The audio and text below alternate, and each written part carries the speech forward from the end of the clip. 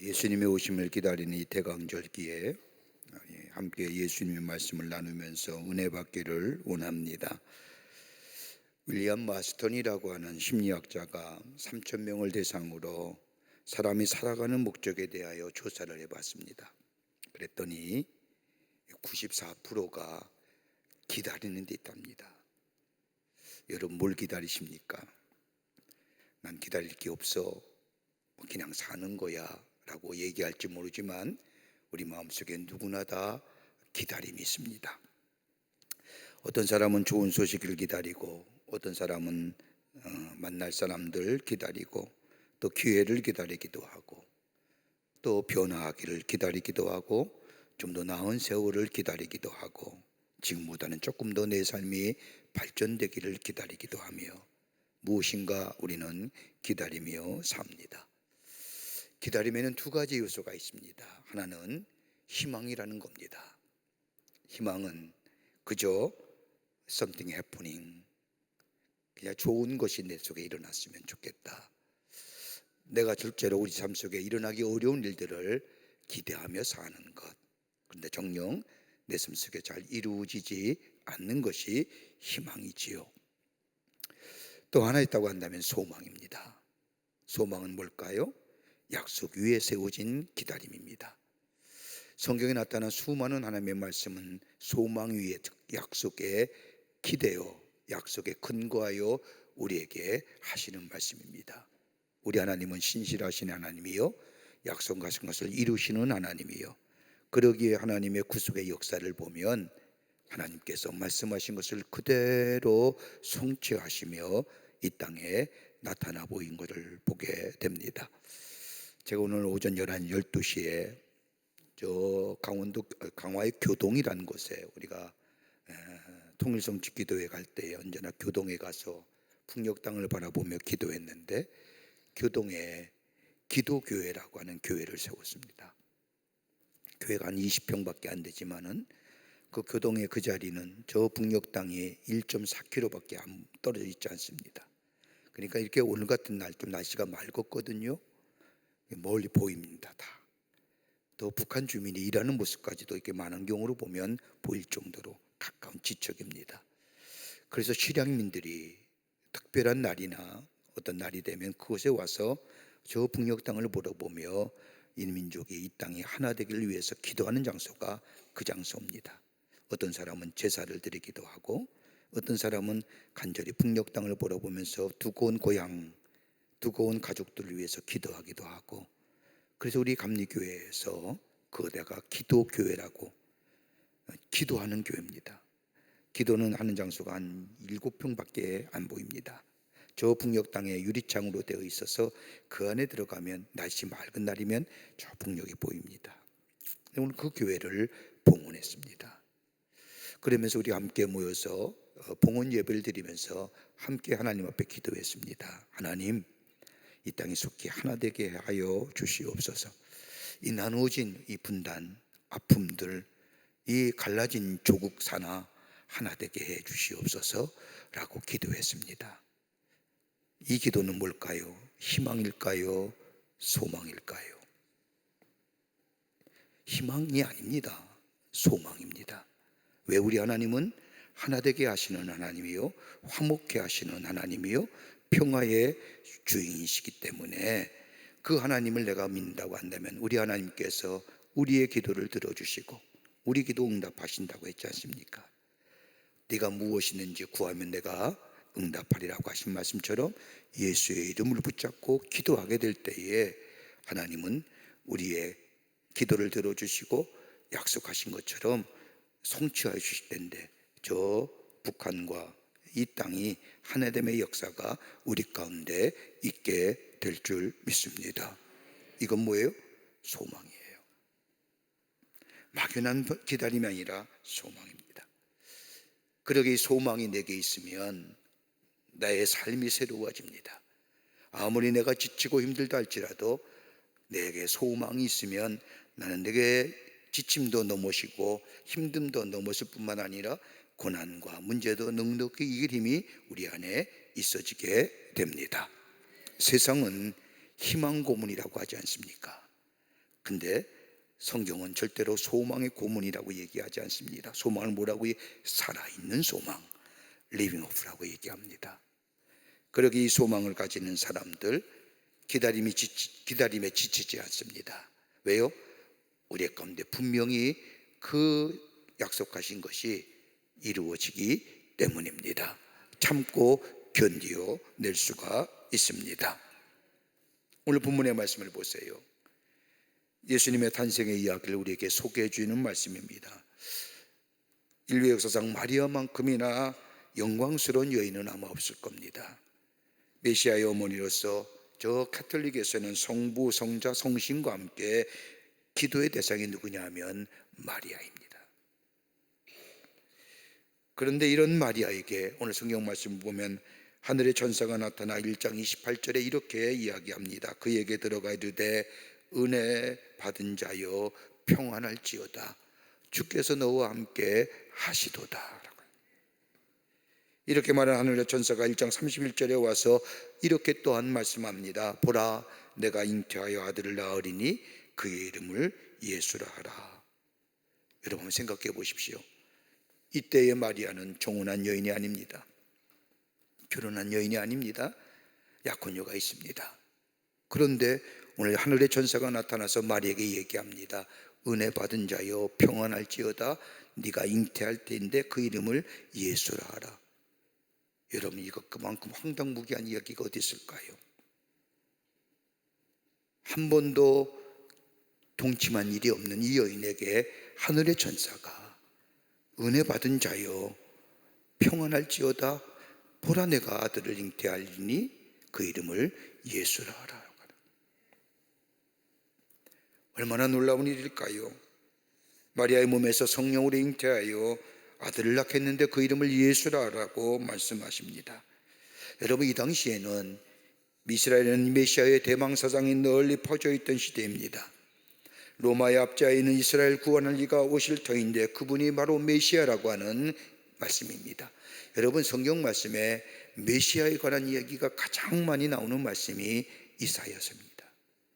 여러분 이사야는 다가올 메시아, 이 땅에 구원해 주러 오실 메시아에 대한 말씀이 이사야 9장부터 60장까지 계속 반복해서 나옵니다. 그 메시아는 어떤 사람이냐? 영어에 비하면 Christ, 많은 구원자 가운데 한 사람이 아니라 대명사인 더를 써서 The Christ, 오직 한 분밖에 아니 계신 구원자, 그게 메시아입니다. 그 메시아가 이스라엘 백성 가운데 널리 퍼져 있었습니다. 그도 그럴 것이 하나님의 말씀이 끊어진 후에 저 세례 요한이 저 광야에서 회개하라 하나님 나라가 가까이 왔느니라고 하나님의 말씀을 전할 때까지 몇 년 동안이나 하나님의 말씀이 안 들려졌냐? 무려 400년 동안이나 이스라엘 백성에게 하나님의 말씀이 들려지지 않은 겁니다. 그럼에도 불구하고 이사야서의 말씀을 저들은 늘 읽으면서 메시아가 이 땅에 오실 것이다, 하나님의 아들 되시는 메시아가 이 땅의 구원자로 오실 것이다 라고 기다리고 있었습니다. 이렇게 구약성서에서 예언한 메시아를 기다리고 있던 이때에 오늘 하늘의 천사가 마리아에게 나타나 네가 아들을 잉태하게 될 것이라고 말씀할 뿐만 아니라 그 이름을 예수라 하라. 예수가 누굽니까? 구원자입니다. 예수가 어떤 뜻입니까? 구원자입니다.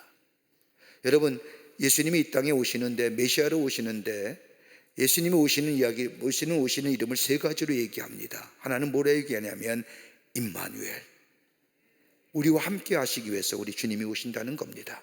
또 하나의 이름이 있다고 한다면 예수, 구원자 되신다는 겁니다.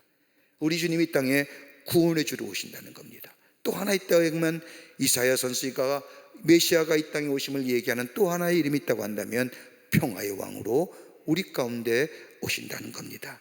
이렇게 보면 예수님이 이 땅에 오시면 우리를 구원하시기 위해서, 우리와 함께 하시기 위해서, 우리에게 참된 평안을 주시기 위해서 우리 예수님이 이 땅에 오신다는 겁니다. 이런 예수님에 대하여, 오심에 대하여 예언하는 천사의 말을 들은 이 마리아에게 하늘의 천사가 좀 더 구체적으로 1장 32절과 35절의 말씀을 보면 이렇게 이야기합니다. 그가 큰 자가 되고 지극히 높으신 이의 아들이라 일컬어질 것이요 주 하나님께서 그 조상 다윗의 왕위를 그에게 주시리니 영원히 아부 야곱의 집을 왕으로 다스릴 것이며 그 나라가 무궁하리라. 마리아가 천사가에게 말하되 나는 남자를 알지 못하니 어찌 이 일이 있으리이까. 천사가 대답하여 이르되 성령이 내게 임하시고 지극히 높으신 이의 능력이 너를 덮으시리니 이름으로 나실 바 거룩한 이는 하나님의 아들이라 일컬어지리라. 네 가지입니다. 마리아에게 천사가 말씀하신 것은 네 가지로 예수에 관하여 말씀합니다. 하나는 예수님 어떤 자냐? 큰 자가 되신다는 거예요. 또 하나 있다고 한다면 하나님의 아들이신 그리스도가 되실 뿐만 아니라 저 야곱의 집을 왕으로 다스릴 것인 예언의 성취자로 이 땅에 오실 것이고, 또 하나 있다고 한다면 메시아께서 다스리는 나라는 무궁할 것이다 라고 이 천사가 마리아에게 말씀합니다. 즉 하나님의 예언의 성취가 마리아를 통해서 이루어진다는 겁니다. 하나님이 세상을 창조하신 후에 죄로 말미암아 타락된 이 백성을 위하여 구원의 주로 이 땅에 메시아를 보내실 것인데, 그 메시아가 누구의 몸에서? 저 마리아의 몸에서 태어날 것이라는 겁니다. 이 말을 들은 마리아가 대답하는 말이 1장 37절에 나오는 겁니다. 대저 하나님의 모든 말씀은 능하지 못하심이 없습니다. 말씀이 그대로 이루어지게 될 줄 믿습니다. 하나님의 말씀은 능하지 못하심이 없습니다 라고 마리아는 고백합니다. 여러분 한번 생각해 보세요. 연자를 알지 못한 여자가 성령을 통하여 아기를 낳습니다. 그 아기가 이스라엘 백성들이 기다렸던 메시아이라고 얘기합니다.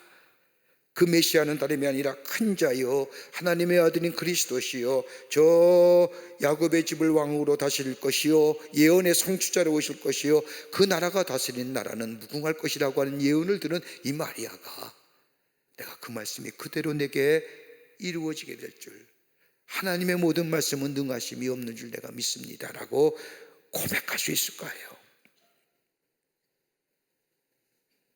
웬만한 믿음이면 불가능하잖아요. 그런데 마리아는 그 하나님의 모든 말씀이 능하심이 없는 줄 내가 믿습니다 라고 받아들입니다. 도대체 어떤 믿음일까요? 어떤 믿음이 가졌기에 마리아에게 이런 고백이 나왔을까요? 그리고 하나님의 천사가 이 마리아를 칭찬했던 이유가 어디 있을까요? 오늘 이 대림절에, 대강절에 이제 곧 있으면 우리 주님 우리 가운데 오시는데, 우리 모두가 다 마리아와 같은 믿음의 소유자 되어 주님을 기쁘시게 맞이하며 주의 주시는 평강이, 주의 주시는 구원의 역사가 우리 안에 넘쳐나기를 주의 이름으로 축복합니다. 첫째는 뭐냐 다름이 아니라 이 마리아는 하나님의 뜻을 깊게 생각합니다. 오늘 여기 말씀을 보면 누가복음 22장 19절의 말씀, 마리아가 이 모든 말을 마음에 새기어 생각하느니라. 주경학자들은, 성서학자들은 이 말씀이 번역하기가 가장 어려운 말씀이라고 얘기합니다. 도대체 이 모든 말을 마음에 새기어 생각한다? 천사가 얘기했던 이야기들, 그 메시아의 태어남의 과정을 쭉 들은 마리아가 그 말씀을 마음에 새기어 생각한다? 공동번역 성경에는 좀 더 이 말씀을 이렇게 적고 있습니다. 마리아는 이 모든 말을 마음에 고이 간직하고 마음속에 곰곰이 되새겼다라고 얘기합니다. 하나님의 말씀을 그냥 스쳐 들은 것이 아니라 이 천사의 말을 마음에 두고 깊게 곰곰이 생각했다는 겁니다. 그런데 이 마리아의 이러한 행동이 앞절에 나오는 목자들의 놀라운 이야기를 들은 다음의 일입니다. 마리아가 하나님의 천사를 만나고 천사의 음성을 듣고 천사의 이런 예언의 얘기를 들은 것은 다름이 아니라 저 앞절에 나오는 목자들이 놀라운 이야기를 들은 다음의 일인데, 천사들이 목자에 나타났고 오늘 다윗의 동네에 구주가 탄생하였다고 말하고 지극히 높은 곳에서는 하나님께 영광이요 땅에서는 하나님이 기뻐하시는 사람들 중에 평화로다라고 하는 천사들의 합창을 들었다는 이 목자들의 이야기를 마리아가 들으면서 그게 무슨 얘기일까? 그 말씀이 무슨 말씀일까? 곰곰이 되시겠다는 겁니다. 그런 다음에 1장 32절부터 35절에 천사가 나타나요. 저 예수 그리스도가 누구냐? 큰 자가 되시고 하나님의 아들인 그리스도시며 예언의 성취자시며 메시아가 다스릴 나라는 영원무궁할 것이라고 하는 그 얘기를 들을 때에 마리아는 뭐예요? 그 말을 마음에 새기어 곰곰이 생각했다. 헬라어의 원문을 보면 이것을 뭐라고 해요? 숨발로라고 얘기하는데, 이 단어를 직역하면 숨이라고 하는 이 단어는 모두, 발로라고 하는 것은 던진다라는 뜻입니다. 그러니까 영어의 표현을 빌리다고 한다면 폰드라고 하는 게 숨을 던지는 거예요. 그러니까 숨을 멈추고 생각하는 거예요. 하나님의 말씀을 그냥 들은 게 아니라는 겁니다. 하나님의 말씀을 들었을 때에 그 말씀이 무엇인가 곰곰이 대수롭지 않게 시켜가는 것이 아니라, 왜 나에게 이런 일이, 왜 내게 하필이면 나를 택하사 하나님이 약속하신 구원의 약속의 약속지를 이루어가는지, 나를 향한 하나님의 뜻이 무엇인지 깊게 숨을 멈추고 숨을 던지고 생각했다는 거예요. 여러분, 지금의 시대를 가리켜서 뭐라고 얘기해요? 2026년을 가지고 여러 가지 트렌드를 얘기하는 가운데 제가 언제 한번 말씀드렸는데, 쉼과 가벼움의 시대가 될 거라는 겁니다. 가만 보세요. 너무 복잡하잖아요. 세상이 너무 혼란스럽잖아요. 그러니까 우리의 삶이 뭐예요? 쉼과, 쉰다는 게 쉬는 게 아니라 쉬움과 이지와 더불어 뭐예요? 가벼움이에요. 여러분 얼마만큼 스마트폰 잘 다루세요? 제 딸 녀석이 제가 뭘 하나 부탁했더니 다운로드를 하나 받아줬어요. 필요한 거. 근데 저는 도무지 다룰 줄 모르겠어요. 어떻게 다운로드를 받는지, 어떻게 이것을 해야 되는지. 근데 우리 딸은 너무너무 잘하는 거예요. 너 어떻게 그렇게 잘하냐 그랬더니, 나 잘하는 거 아니에요. 내 친구도 더 잘하는 거예요. 여러분 얼마만큼 잘 다루세요? 과학기기, 전자기기 잘 다루세요? 스마트폰 아마 보시는 분들은 전화 걸고 받고 문자 쓰고 카톡하고 또 유튜브 보는 게 다일 겁니다. 뭐 더 기능 있으세요? 여러분 문자 받은 거 전송도 하십니까? 하시면 좀 나은 겁니다. 좀 쉬운 것, 가벼움의 시대. 좀 더 생각하기 싫어하잖아요. 세상이 너무 복잡하고 너무 급변하기에 깊게 생각하는 거 별로 좋아하지 않습니다. 그렇게 쉼과 가벼움의 시대가 될 거예요. 여러분, 인간과 동물의 차이점이 어디 있을까요? 생각하는 거예요. 생각할 수 있는 거예요. 여러분, 생각한다는 것만큼 가치 있고 귀한 것 없습니다. 우리가 하나님의 말씀을 매일매일 듣습니다. 하나님의 말씀을 읽었습니다. 그 말씀을 들려오고 그 말씀을 읽을 때에 정령 하나님의 이 말씀을 통하여 나에게 뭐라 말씀하시는지 생각할 줄 아는 자. 여러분, 거기에 내 결단이 생기고 내 결심이 생기는 거죠. 수많이 들려오는 말씀 가운데 그냥 스쳐가는 말씀이 아니라 정녕 이 말씀 오늘 나에게 뭐라 말씀하시는지 그 말씀을 곰곰이 숨을 멈추고 숨을 던지고 생각하게 될 때에 그 말씀에 대한 결단이 있어지고 그 결단이 나를 새롭게 합니다. 오늘 마리아 보십시오. 엄청난 사건 아닙니까? 남자를 알지 못하는 처녀가 잉태하여 아들을 낳는다는 것은 당시의 시대적 배경에 의하면, 사회적 통념에 의하면 납득되지 않는 사건입니다. 그러나 마리아는 자신을 통하여 이루시고자 하는 이 엄청난 인류 구원의 사건을 깊게 생각하며 믿음으로 받아들이는 겁니다. 좀 쉽게 얘기할까요? 매일매일 우리가 주일날 예배 드립니다. 하나님의 말씀을 듣습니다.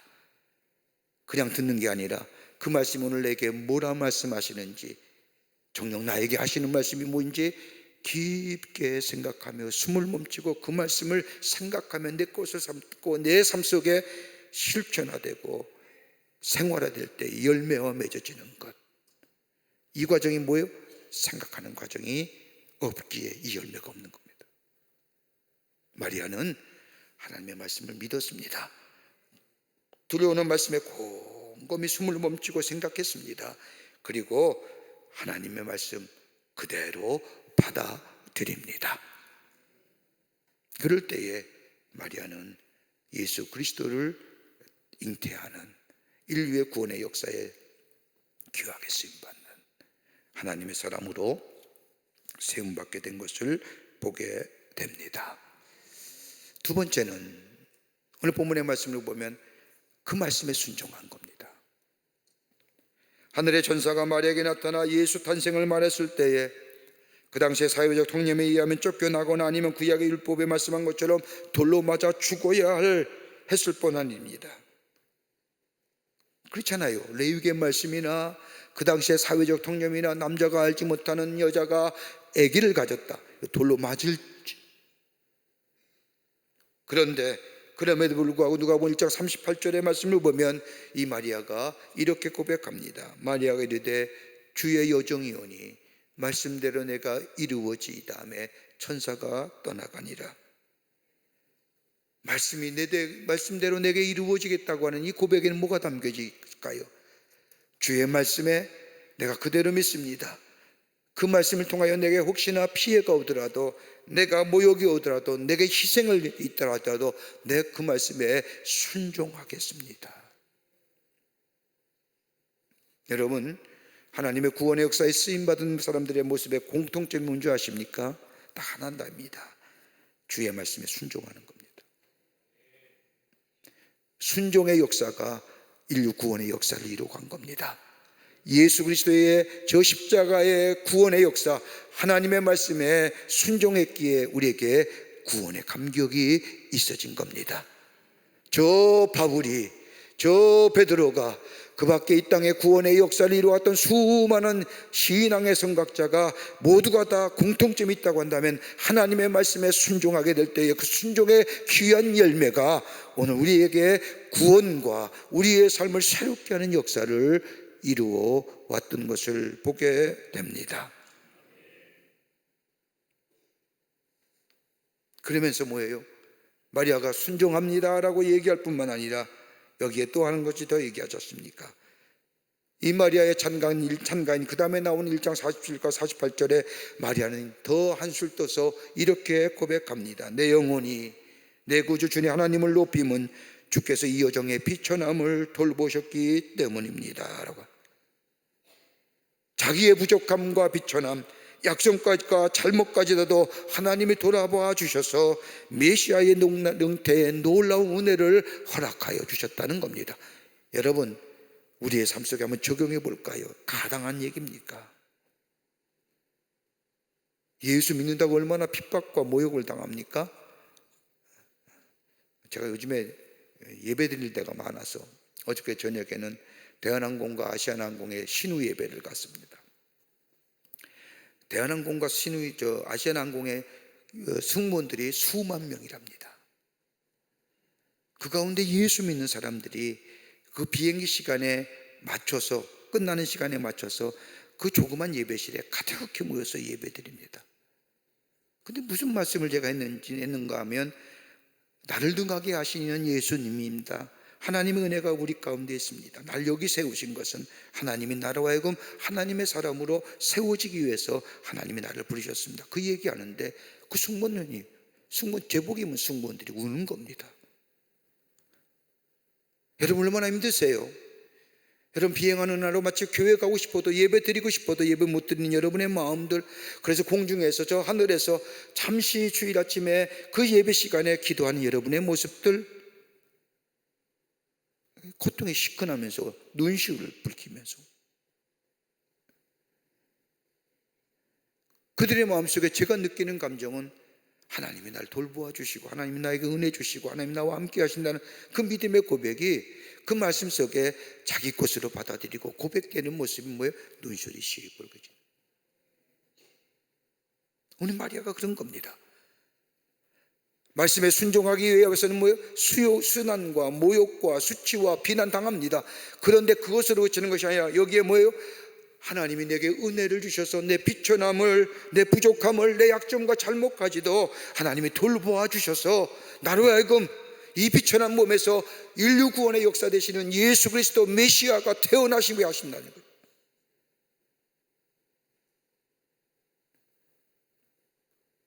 그 고난과 그 순한 비난, 모욕 마다하지 않고 그 말씀 내가 그대로 순종하겠습니다.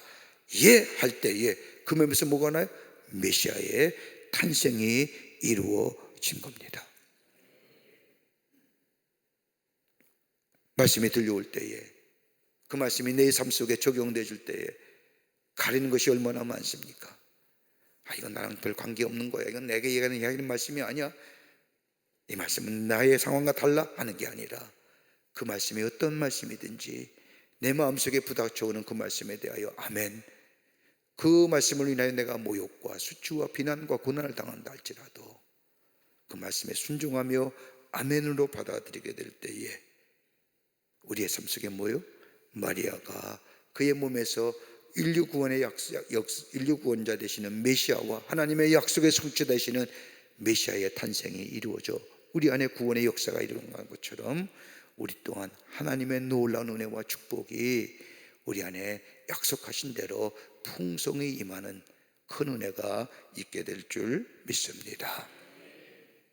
순종하는 여인이었습니다. 또 하나, 오늘 본문 말씀해 주는 또 하나의 영적인 귀한, 그걸 기쁨으로 받아들인 겁니다. 기쁨으로 받아들인 거예요.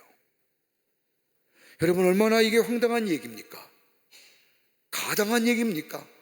남자를 알지 못하는 몸에서 성령께서 잉태하여 아들을 낳는다는데 그 이름은 예수요, 이런 천사의 말씀에 마리아가 주님 말씀이 그대로 내 속에 이루어짐을 믿습니다. 그걸 더 나가서 뭐예요? 내가 이 비천함을 우리 하나님이 아시고, 내 부족함을 아시고, 내 약점을 아시고, 더 나아가 뭐예요? 내 잘못까지도 우리 하나님이 날 아실 뿐만 아니라 그것마다 알지 않으시고 나를 돌아봐 주셔서 내게 메시아의 놀라운 잉태의 은혜를 허락하셨으니 너무너무 감사합니다, 말씀에 순종하겠습니다 라고 끝난 게 아니라 한 발짝 더 나가서 뭐예요? 기쁨으로 받아들여요. 근데 여기 본문 말씀을 보세요. 1장 후반문과 2장 말씀에 보면 메시아의 잉태를 이 마리아는 뭐라고 얘기하느냐, 내 개인적인 영광이 아니라 자기 집안의 기쁨만으로 여기는 것이 아니라 하나님의 약속의 전칙인 저 이스라엘 온 백성에게 임하는 백성 전체의 기쁨으로 받아들인 거예요. 그러기에 1장 54절 55절의 말씀을 보면 그 종 이스라엘도 우사 국률이 여기시고 기억하시되 우리 조상에게 말씀하신 것 같이 아브라함과 그 자손에게 영원히 하시리로다 하니라. 이 말씀을 좀 그냥 읽으면 이야기가 쉽지 않아요. 그런데 세 번역의 말씀을 보면 좀 쉽게 우리에게 풀어서 설명합니다. 주께서 자비를 기억하셔서 당신의 종 이스라엘을 도우셨습니다. 우리 조상에게 말씀하신 대로 자비는 아브라함과 그 자손에게 영원토록 있을 것입니다 라고 하는, 예수의 오심이, 메시아로 오심이, 임마누엘의 주로 오심이, 그리고 평화의 왕으로 오시는 그 예수가 다름이 아니라 저 우리의 조상대로 약속하신 그 약속의 말씀인데, 그 말씀대로 그것은 단순히 다 하나님의 자비로움인데, 그 자비가 우리 가운데 임하고 그 자비는 우리 자손에게 임하여 영원토록 있을 것이라고 얘기하는, 우리를 기쁘게 하시고 우리의 약속의 성취자로 오시기에, 우리의 구원자로 오시기에 우리는 기쁘게 그를 찬양하겠다는 고백입니다. 이사야서의 말씀을 보면 이 땅에 오실 예수님을 대하여 얘기하지 않습니까? 이사야 40장 1절의 말씀을 보면 위로자가 되실 것이고 이방의 빛이 될 것이고 만국의 보배가 될 것이고 그 백성을 깨끗게 할 자가 될 것이라고 이사야서는 얘기합니다. 예수를 받아들인 자마다 뭐예요? 우리에게 위로자가 되어주시고, 예수님 받아들인 자마다 우리의 어둠이 사라져 빛이 되게 하시고, 예수님을 받아들인 자마다 우리의 삶 속에 보배로운 존재로 우리의 삶을 삼아주실 뿐만 아니라 우리를 깨끗게 하실 일이 되신다. 그러니까 뭐예요? 누구든지 주를 믿는 자마다 이런 역사가 임하게 된다. 그렇게 온 백성들의 기쁨이 될 것이다 하는 거예요. 나만의 기쁨이 아니라, 나 가족의 기쁨이 아니라 온 인류의 기쁨이 될 것이라고 하는 거예요. 그러기에 우리 주님의 오심은 뭐예요? 온 인류의 큰 기쁨의 좋은 소식이 된다는 겁니다. 우리가 대림절에, 우리 성탄절에 가장 많이 듣는 곡이 있다고 한다면 핸델의 메시아일 겁니다. 핸델의 메시아는 1741년에 더블린이라는 곳에서 초연되었습니다. 그 당시에 여왕이 빅토리아 여왕이었는데 여왕 대관식 때 핸델의 오라토리오를 메시아로 연주가 됩니다. 여러분, 우리가 흔히 성가를 노래를 들을 때에 악곡은 뭘까요? 극적인 요소가 있는 게 악곡입니다. 오페라는 뭐예요? 연기가 있는 겁니다. 그런데 오라토리오는 다름이 아니라 뭐예요? 무대 장치도 없이 배역만 나누어서 부르는 노래가 형식이 오라토리오입니다. 그러니까 더블린에서 처음으로 핸델이 메시아를 초연할 때에 사람의 수, 성악하는 노래 부르는 사람만 배역만 다르게 나오지, 예수의 노래, 마리아의 노래 쭉해서 나오지만 이것이 다 노래로 이어진 게 메시아지요. 그런데 마지막 할렐루야 합장 때 모든 청중이 일어나 듣는 것이 관례였습니다. 근데 문제는 영국의 전통의 대관식 때에는 왕이 일어서지 않는 겁니다. 그 당시에 빅토리아 여왕이 대관할 때입니다. 노래가 잘 흘러나오다가 마지막 할렐루야의 코러스가 시작이 됩니다. 그러자 모든 사람이 다 일어납니다. 여러분, 우리 교회도 할렐루야를 부를 때마다 뭐예요? 일어난 이유가 이 전통입니다. 그런데 빅토리아 여왕은 일어서지 않은 채 앉아 있는 겁니다. 그러다가 마지막 할렐루야의 부분인 왕의 왕 만유의 주가 불려질 때에 빅토리아 여왕이 벌떡 일어나 가슴에 손을 얹고 있는 겁니다. 나중에 모든 대관식이 마친 후에 빅토리아 여왕이 이렇게 말했다고 합니다. 나는 대영제국의 왕에 불과하지만 그리스도는 만왕의 왕이요 우주의 주인이십니다. 그래서 내가 일어섰습니다. 오늘 우리 가운데 오시는 예수님, 기다리는 이 대강절에 마리아를 통하여 천사의 귀한 말 들은 이 마리아는 깊게 생각합니다. 그리고 그 말씀대로 이루어질 수 믿습니다라고 그 말씀에 순종할 뿐만 아니라 기쁨으로 받아들여요. 오늘 우리에게 들려오는 하나님의 말씀, 예수 그리스도의 오심의 기쁜 소식, 그대로 될 줄 믿습니다. 그분 내가 모시고 나와 함께 하시고 내가 평화를 주시고 내게 구원을 주시는 그 예수님, 그걸 내가 기쁨으로 받아들인다는 고백 속에 주님의 오심을 기다리게 될 때 우리 안에 주님 오심으로 참된 기쁨과 평강과 또 위로하심과 그리고 우리와 동행하심으로 인도하심의 역사가 넘쳐나는 새로운 하나님의 사람으로 매년 다가오지만 그 성탄절이 뜻있고 그 의미 있는 이번 성탄절이 될 줄 믿습니다. 이 은혜가 여러분과 저 가운데 있어지기를 주의 이름으로 축원합니다. 하나님 감사합니다. 저희를 주께서 사랑해 주셔서 하나님의 자녀 삼으심에 감사합니다. 우리 가운데 오실 예수님 기쁨으로 맞이하게 하여 주시며 그 말씀 그대로 믿고 순종하고 기쁨으로 받아들인 저희가 되게 하여 주셔서 우리 안에 약속의 성취를 누리며 참된 주의 놀라운 역사를 경험하며 이 세상을 승리하며 사는 저희가 되게 하여 주시옵소서. 우리 가운데 곧 오실 예수님 모시고 기쁨과 구원과 평강의 삶을 살아갈 수 있도록 우리의 삶을 주께서 인도하여 주시옵소서. 감사드리오며 예수님의 이름으로 기도하옵나이다. 아멘.